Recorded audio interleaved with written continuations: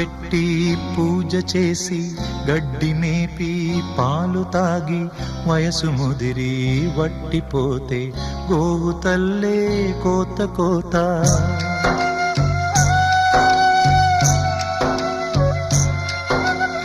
బొట్టు పెట్టి పూజ చేసి గడ్డి మేపి పాలు తాగి వయసు ముదిరి వట్టిపోతే గోవు తల్లే కోత కోత.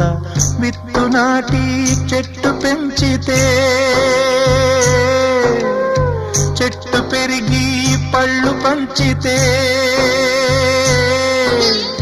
తిన్న తీపి మరిచిపోయి చెట్టు కొట్టి కట్టెలమ్మితే లోకమా ఇది న్యాయమా? లోకమా ఇది న్యాయమా?